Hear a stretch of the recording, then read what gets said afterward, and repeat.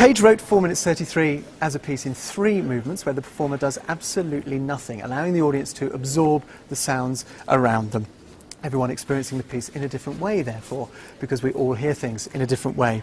Tonight the piece is being presented in a full orchestral version conducted by Lawrence Foster. He's going to give a downbeat to each of the 3 movements. He'll turn pages when he needs to, and of course the orchestra will remain silent, we hope, throughout the piece. I reckon Cage would have been pretty pleased that this piece is being televised, because of course you at home are going to experience this piece in a very different way to those of us here in the hall. Well, I promise you, this is the piece everyone here tonight has come to experience. There really is nothing like John Cage's 4 minutes, 33 seconds.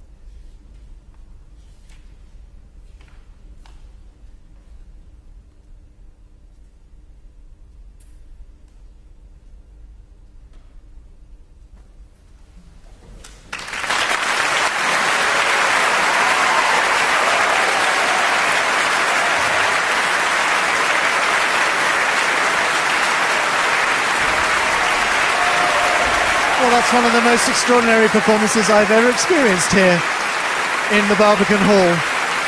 4 minutes and 33 seconds by John Cage.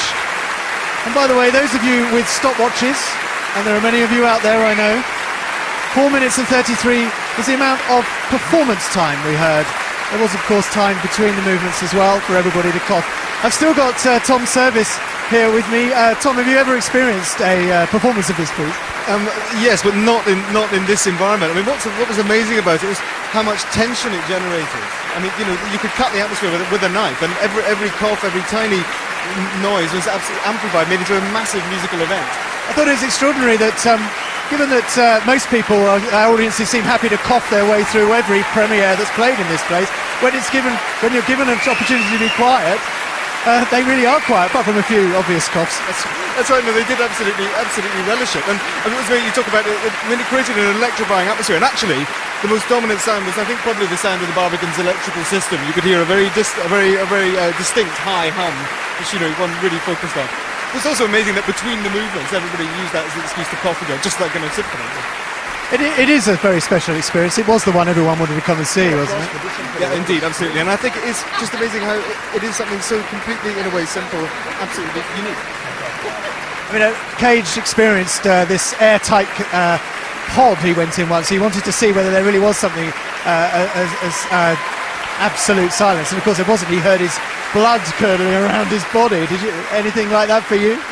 Not quite. I think apart from a couple of subterranean growls, I'm not sure. I don't think that was me. Maybe, I suppose. I don't know. All right. Well, thank you very much, Tom Service, for being with us tonight.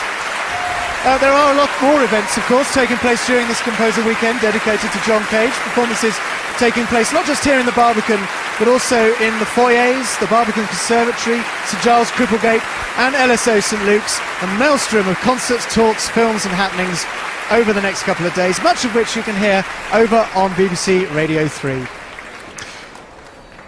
Well, Cage said everything we do is music, with that thought in mind. It brings us to the end of this concert by the BBC Symphony Orchestra, exploring Cage in his American context. So from me, Tommy Pearson, at the Barbican Centre in London, good night.